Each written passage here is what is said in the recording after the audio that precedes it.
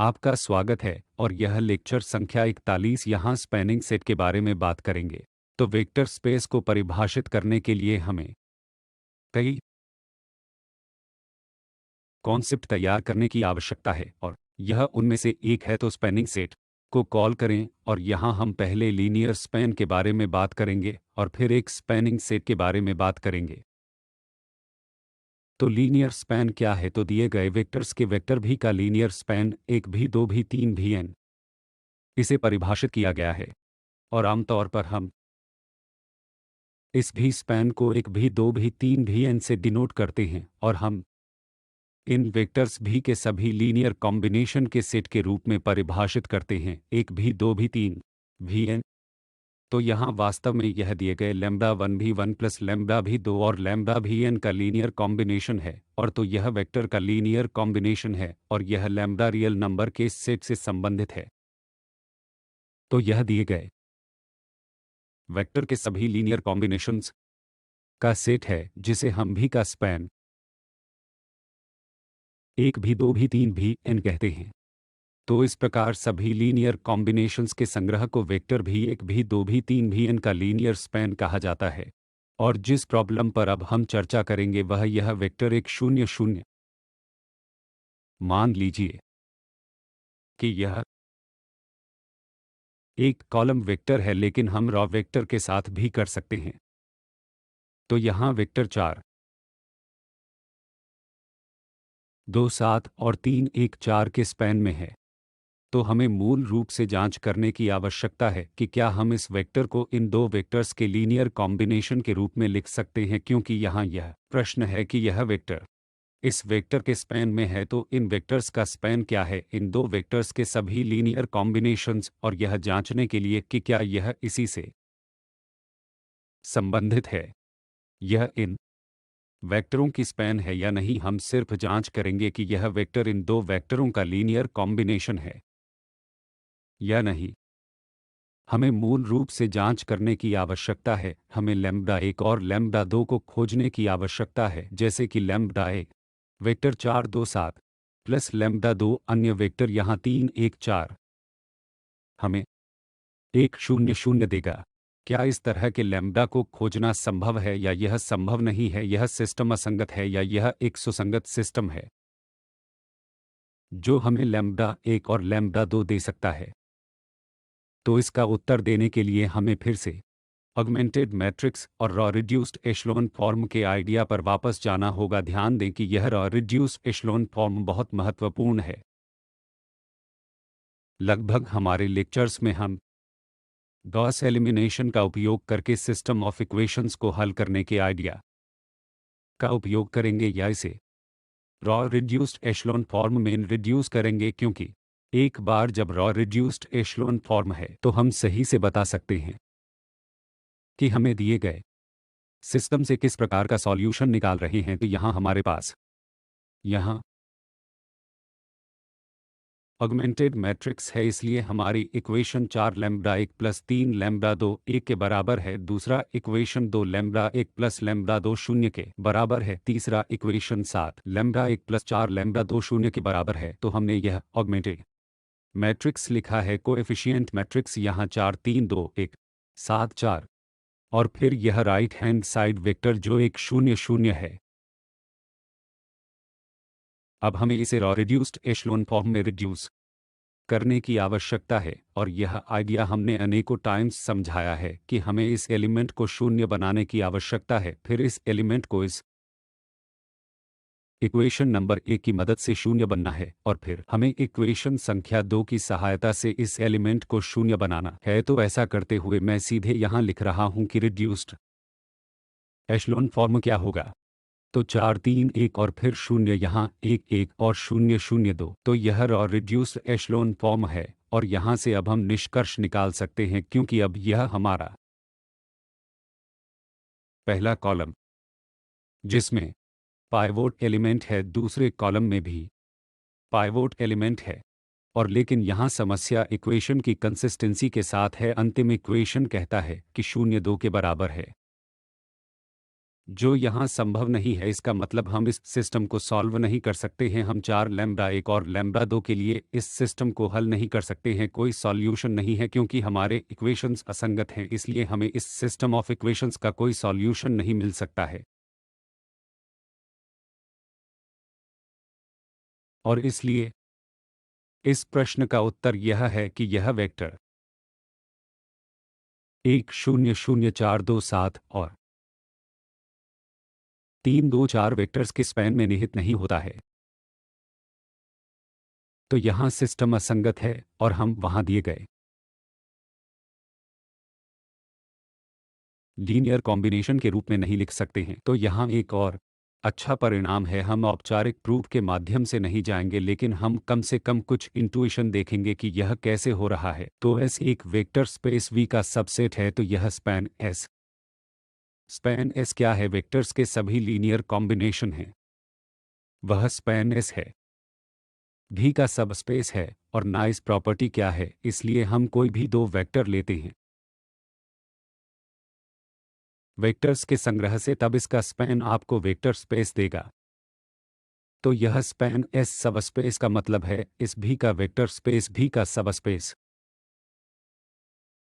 जिसके एलिमेंट्स को हमने इस सबसेट के रूप में लिया है। और यह सबसे छोटी और महत्वपूर्ण जानकारी है कि यह सबसे छोटा सबस्पेस है जिसमें सेट एस है, इसलिए यहाँ कोई इसका अन्य छोटा सबसेट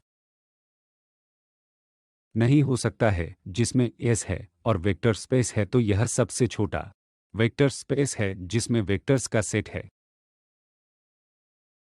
तो बस यहाँ आइडिया ऑफ प्रूफ को देखने के लिए हम मान लेते हैं कि यह हमारा सेट एस है जिसमें भी 1 भी 2 भी 3 भी n है और ये इस एस के एलिमेंट हैं।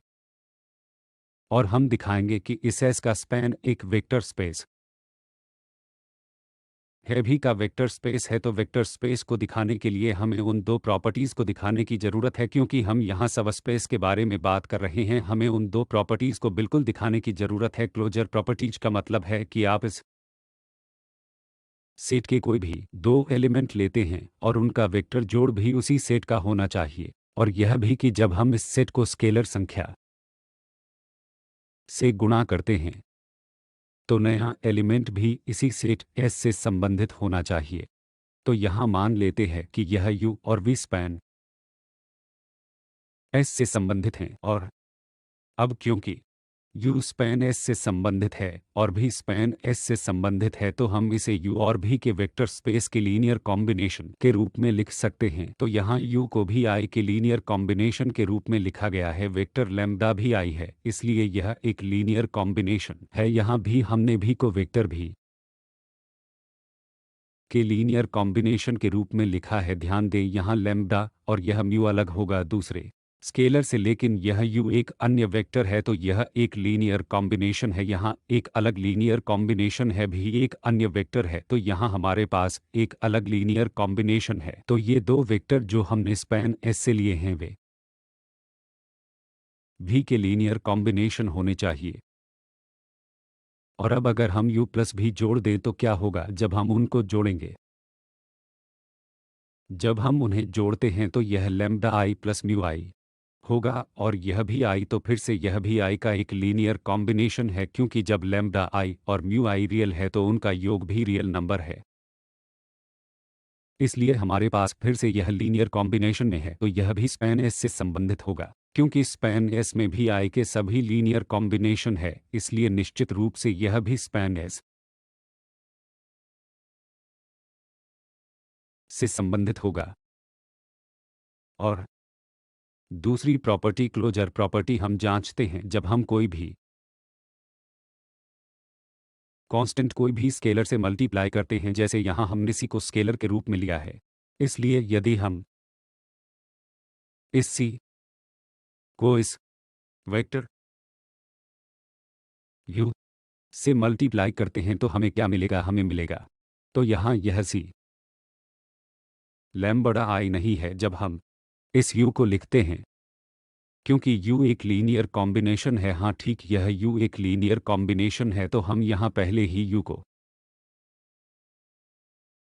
लैम्ब्डा आई भी आई लिख चुके हैं, और जब हम कांस्टेंट सी स्केलर सी द्वारा मल्टीप्लाई करते हैं तो क्या होगा, तो सी लैम्ब्डा इंटू भी आई, तो यह सी लैम्ब्डा आई जब हम इस स्केलर सी से मल्टीप्लाई करते हैं यहाँ दो लैम्ब्डा आई जो एक रियल नंबर है और यह भी आई का लीनियर कॉम्बिनेशन है। एक बार हमारे पास यह लीनियर कॉम्बिनेशन है और सभी लीनियर कॉम्बिनेशंस इस स्पैन एस से संबंधित हैं तो यह एलिमेंट भी स्पैन एस से संबंधित होगा। तो हमने यहाँ देखा है क्लोजर प्रॉपर्टीज सेटिस्फाइड है, जिसका अर्थ है कि यह स्पैन एस वेक्टर सबस्पेस है, तो स्पैन एस वेक्टर सबस्पेस है और बाकी हमें दिखाने की जरूरत है कि अन्य सबस्पेस में इसके एलिमेंट है वह सेट जिसमें स्पैन एस भी शामिल होगा, और कारण स्पष्ट है क्योंकि इस स्पैन एस में सभी लीनियर कॉम्बिनेशंस शामिल हैं।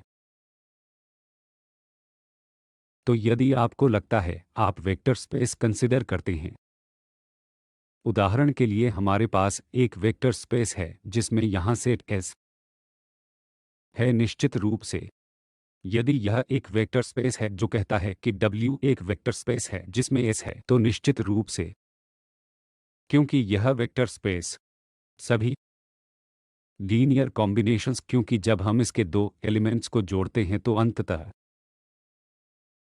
इस सेट W में सभी लीनियर कॉम्बिनेशंस होने चाहिए, जिसका अर्थ है कि इसमें I स्पैन S भी होगा। और वह स्वयं हमें बताता है कि स्पैन S सबसे छोटा सबस्पेस है जिसमें यह S है, क्योंकि कुछ और जिसमें S है उसमें स्पैन S भी होगा। तो ऐसा नहीं है कि यह सबसे छोटा सबस्पेस नहीं है। तो हमने यहाँ सीखा है कि यह स्पैन S स्पैन S आप वेक्टर स्पेस से कोई वेक्टर लेते हैं और यह इन वेक्टर्स की स्पैन होती है जो वेक्टर भी के वेक्टर सबस्पेस का निर्माण करेंगे। और यहाँ एक और स्पैनिंग सेट है। तो स्पैनिंग सेट क्या है, यहाँ सेट भी एक भी दो भी तीन भी n सेट है वेक्टर स्पेस भी के स्पैनिंग सेट के निर्माण के लिए, तो जिसे हम वेक्टर भी का स्पैनिंग सेट कहते हैं। यदि किसी भी के लिए भी वेक्टर स्पेस भी कोई एलिमेंट लेता है तो यहाँ एग्जिस्ट स्केलर यह अल्फा 1 अल्फा 2 अल्फा n ऐसा है कि हमारे पास भी इस भी के लीनियर कॉम्बिनेशन के इक्वल है यहाँ। तो मूल रूप से हम कहते हैं कि यह वेक्टर स्पेस भी का स्पैनिंग सेट है। यदि इस वेक्टर स्पेस के किसी भी एलिमेंट को हम इस दिए गए सेट भी के लीनियर कॉम्बिनेशन के रूप में लिख सकते हैं, या दूसरे शब्दों में जो हमने यहाँ लिखा है वेक्टर भी एक भी दो भी n को स्पैन भी कहते हैं।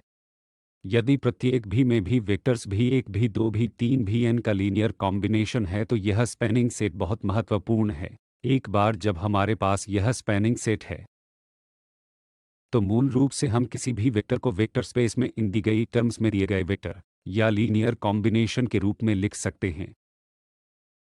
तो यहाँ उदाहरण के लिए हम वेक्टर 1 0 0 0 1 0 और 0 0 1 को कंसीडर कर रहे हैं। यह स्पैनिंग सेट R3 की फॉर्म है, जिसका अर्थ है कि हमें यह दिखाना होगा कि यदि आप इन R3 में से कोई भी एलिमेंट लेते हैं तो हमें इन तीन वेक्टर्स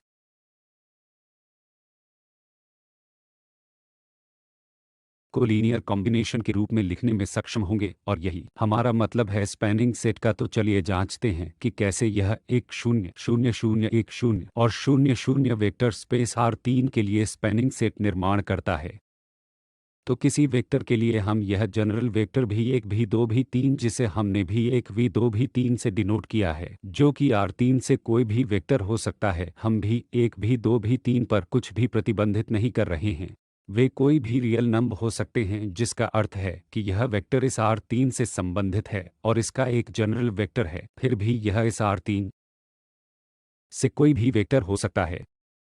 और अब हम क्या करेंगे, हम दिखाएंगे कि यह वेक्टर जो बिना किसी प्रतिबंध के इस R3 से एक जनरल वेक्टर है, तो R3 से कोई भी वेक्टर हम इन दिए गए वेक्टर्स के लीनियर कॉम्बिनेशन के रूप में लिख सकते हैं। और इस मामले में यह छोटा क्यों है, यह भी एक भी दो भी तीन है और यह स्ट्रक्चर इसे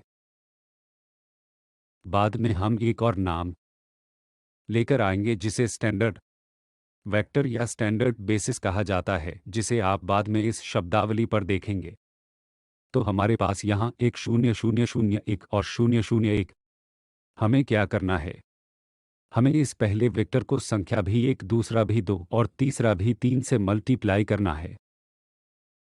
जैसा हम स्पष्ट रूप से देखते हैं कि यह पहला कॉलम है और यहाँ भी एक, यहाँ हमारे पास 0 0 है, इसलिए मूल रूप से यह 2 भी 1 जोड़ देगा। दूसरा यहाँ और वहाँ 0 है, केवल भी 2 आएगा, और तीसरा जब हम जोड़ते हैं तो केवल भी 3 आएगा।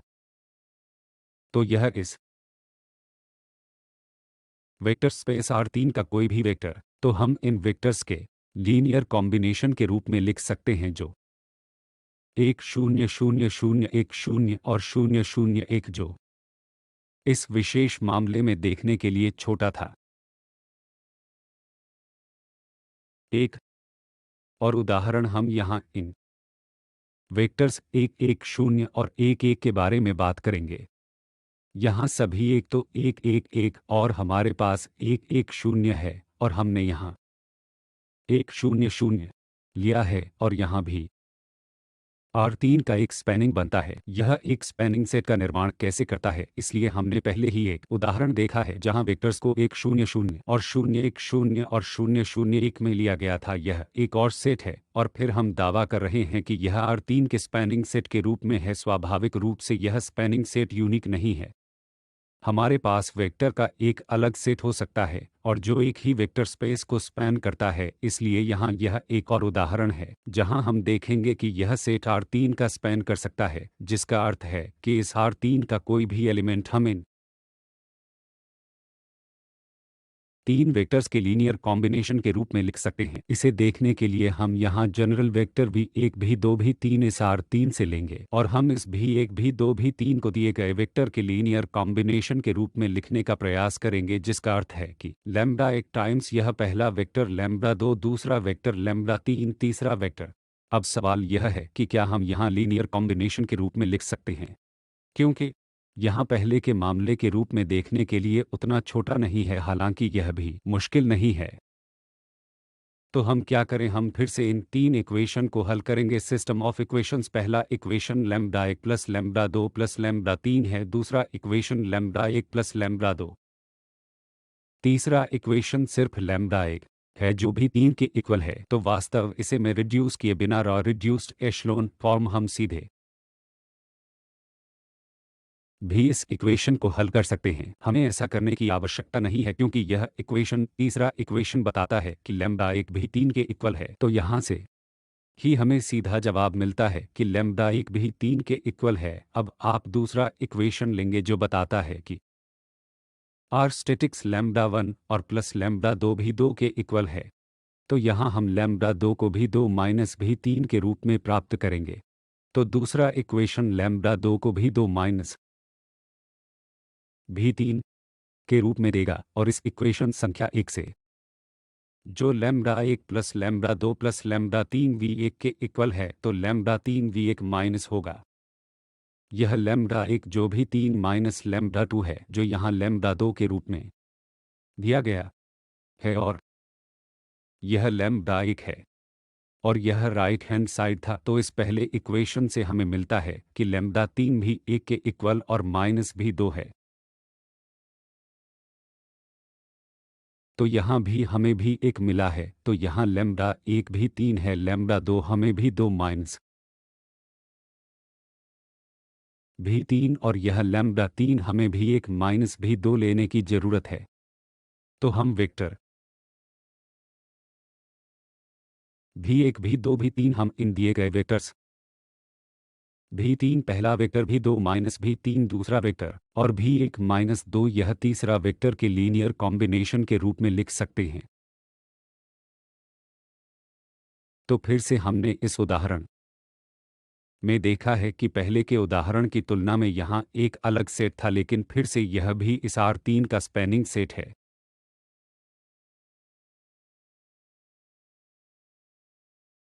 तो अब हमारे पास यह उदाहरण संख्या 3 है जहां हम अब दिखाएंगे कि हमने पिछले उदाहरण से लिया है। हाँ, तो ये वेक्टर 1 1 1 1 1 0 और 1 0 0 ये पिछले उदाहरण से हैं और हमने यहाँ एक और 1 0 0 1 0 1 वेक्टर जोड़ने के लिए लिया है। अब यहाँ हमारा सेट बड़ा है और अब फिर से यह R3 का एक स्पैनिंग सेट भी बनाता है, जिसे अब हम देखेंगे।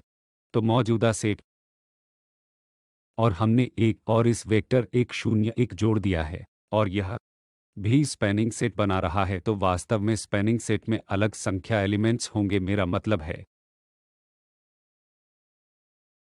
कि सेट में भी काफ़ी अलग एलिमेंट हैं। यहाँ हम जांच करेंगे कि यह स्पैनिंग सेट कैसे बनाता है।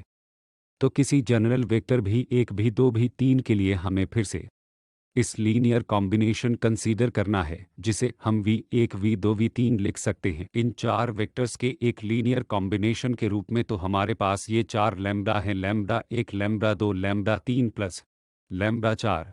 तो हमारे पास फिर से तीन इक्वेशन हैं, लेकिन चार अज्ञात हैं, अज्ञात लैम्ब्डा। और हमारे पास तीन इक्वेशन हैं। पहला इक्वेशन इन सभी लैम्ब्डा का योग v1 के इक्वल है, दूसरा लैम्ब्डा 1 प्लस लैम्ब्डा 2 भी 2 के इक्वल है, और तीसरा इक्वेशन से हमारे पास लैम्ब्डा 1 प्लस लैम्ब्डा 4 v3 के इक्वल है। तो इन तीन इक्वेशंस और फिर चार अज्ञात इस ऑगमेंटेड मैट्रिक्स का सेट है। तो हमारे आर्ग्यूमेंटेड मैट्रिक्स अब यहाँ यह कॉलम ये वेक्टर होंगे यहाँ 1 1 1 1 1 0 और 1 0 0 और 1 0 1 right hand side v1 v2 और यह भी 3। तो यह ऑगमेंटेड मैट्रिक्स हम इसे इस एशलोन फॉर्म में रिड्यूस कर सकते हैं, जो कि मुझे विश्वास है कि यह बहुत सरल है। यह पहला v1 ही रहेगा और फिर हम इसे शून्य कर देंगे। तो रॉ 1 सब्ट्रैक्ट करें तो यह भी शून्य है, यह -1 है और फिर हमारे पास भी 2 -1 है। यहाँ फिर से हम उसे सब्ट्रैक्ट ताकि हमें यह शून्य मिले और v3 v1। तो और अब हम इन दो रॉ का एक्सचेंज कर सकते हैं और अंततः हम रिड्यूस्ड रॉ फॉर्म कम प्राप्त करेंगे, इसलिए हमारे पास यह रिड्यूस्ड फॉर्म है। और अब हम रिड्यूस्ड फॉर्म से देखेंगे कि क्या हम अभी ऐसे लैम्ब्डा प्राप्त कर सकते हैं या हम अब ऐसे लैम्ब्डा नहीं प्राप्त कर सकते हैं। तो फिर से इस पाइवोट एलिमेंट पर वापस आते हैं। तो पहले कॉलम में एक पाइवोट है, दूसरा कॉलम में भी एक पाइवोट एलिमेंट है और तीसरे कॉलम में भी पाइवोट एलिमेंट है। हमारे पास तीन पाइवोट एलिमेंट हैं और यहाँ हमारे पास पाइवोट एलिमेंट नहीं है, यह पाइवोट एलिमेंट नहीं है। तो यह लैम्ब्डा इस 4 के अनुरूप है, इसलिए लैम्ब्डा 4 एक फ्री वेरिएबल राइट है, इसलिए लैम्ब्डा 4 एक फ्री वेरिएबल है और अन्य सभी लैम्ब्डा इस लैम्ब्डा 4 की चॉइस पर निर्भर करेंगे। तो अब हमें क्या मिलता है? तो सवाल यह है कि क्या इस सवाल का जवाब दिया कि हमारे पास ऐसे लैम्ब्डा हैं जो इस भी1 भी2 भी3 को जोड़ देंगे। और वास्तव में अब इस मामले में हमारे पास कई चॉइस हैं। इन लैम्ब्डा के लिए भी 1 भी 2 भी 3 देने के लिए कई विकल्प हैं। यह अब यूनिक नहीं है, यह प्रतिनिधित्व यूनिक नहीं है, जबकि पहले के मामलों में इस एशलोन फॉर्म को करते समय बारीकी से देख सकते हैं हमें क्या मिलेगा। उदाहरण के लिए हमें यह कॉलम नहीं मिलेगा। यदि हम इन तीन उदाहरणों को कंसिडर करते हैं तो हमें हर वह प्रत्येक कॉलम मिलेगा जिसमें पाइवोट है और वह इन अज्ञातों की संख्या इस मामले में लैम्ब्डा की संख्या के इक्वल होगी और हमें एक यूनिक प्रतिनिधित्व मिलेगा। तो पहले के उदाहरण जब हमारे पास यह वेक्टर नहीं था, हमारे पास दिए गए वेक्टर्स के टर्म्स में भी1 भी2 भी 3 के यूनिक प्रतिनिधित्व हैं। लेकिन अब क्या हुआ, इस मामले में हमारे पास एक यूनिक प्रतिनिधित्व नहीं है, लेकिन हम प्रतिनिधित्व कर सकते हैं। हम इस R3 में से किसी भी वेक्टर को इन दिए गए चार वेक्टर्स के टर्म्स में लिख सकते हैं। तो वास्तव में यह एक स्पैनिंग सेट है। पहले के उदाहरण से इस उदाहरण में एकमात्र अंतर है कि हमारे पास एक नॉन यूनिक प्रतिनिधित्व नहीं है। हमें अब लैम्ब्डा 4 चूज करना है और फिर लैम्ब्डा 1 लैम्ब्डा 2 लैम्ब्डा 3 कंप्यूट करना है। हमारे पास मूल रूप से अनंत समाधान हैं, इसलिए यह एक नॉन यूनिक प्रतिनिधित्व है। हमारे पास पहले दो उदाहरणों में यूनिक प्रतिनिधित्व है, तो यह यहाँ अंतर था। अब इस मामले में हमारे पास एक नॉन यूनिक प्रतिनिधित्व है। तो उदाहरण 4 पर वापस आते हैं।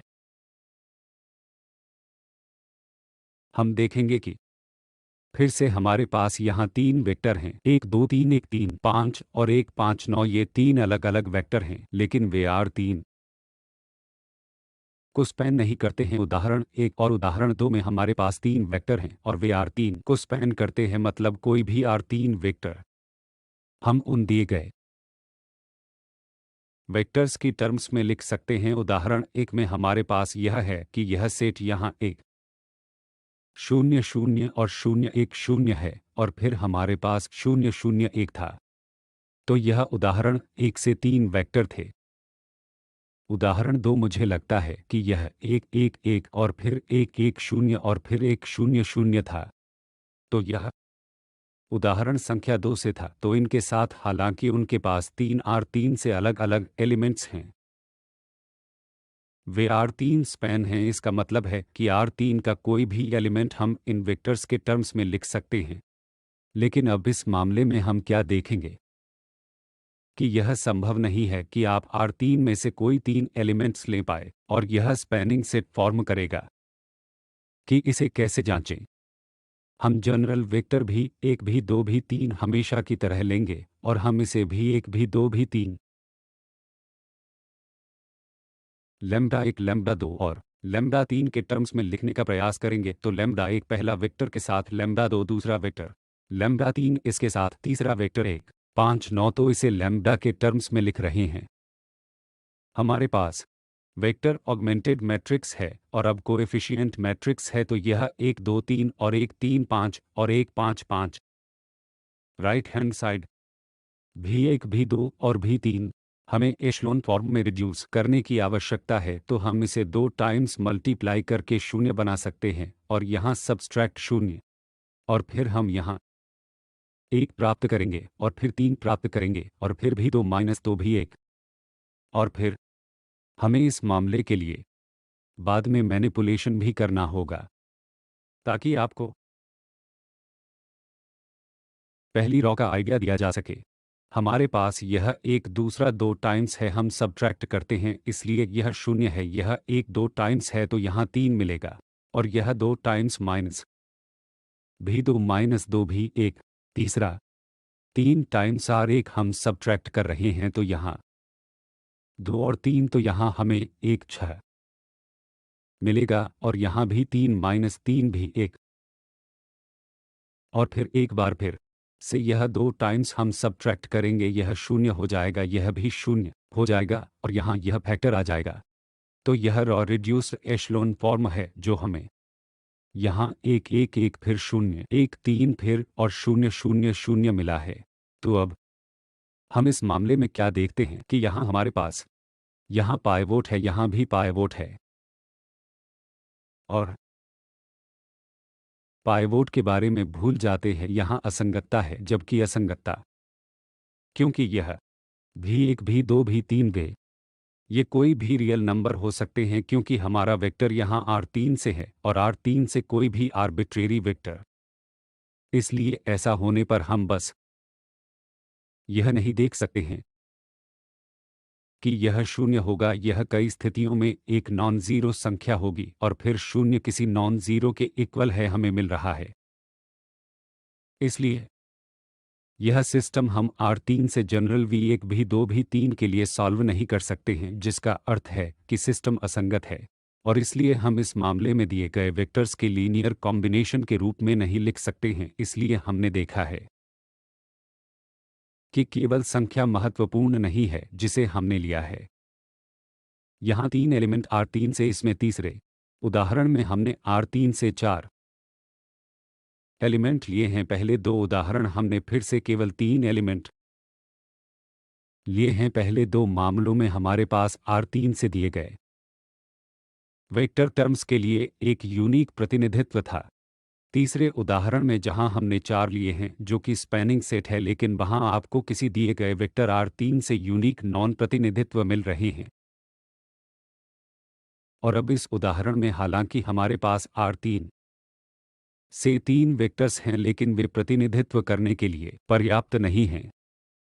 R3 से जनरल एलिमेंट या जनरल वेक्टर तो यह R3 का स्पैनिंग सेट नहीं बनाता है, इसलिए इस स्पैनिंग सेट पर चर्चा करने के लिए बहुत कुछ है और यह अगले लेक्चर्स में अनुसरण करेंगे। यहाँ निष्कर्ष यह है कि एक लीनियर स्पैन और कुछ नहीं बल्कि दिए गए वेक्टर्स और स्पैनिंग सेट के सभी लीनियर कॉम्बिनेशंस हैं। जो भी के भी एक भी दो भी n यह स्पैनिंग सेट है यदि भी का कोई वेक्टर हम इन वेक्टर्स के रूप में प्रतिनिधित्व कर सकते हैं जिसे हम स्पैनिंग सेट कहते हैं। तो इन लेक्चर्स को तैयार करने के लिए इन संदर्भों का उपयोग किया जाता है और आपका बहुत बहुत धन्यवाद।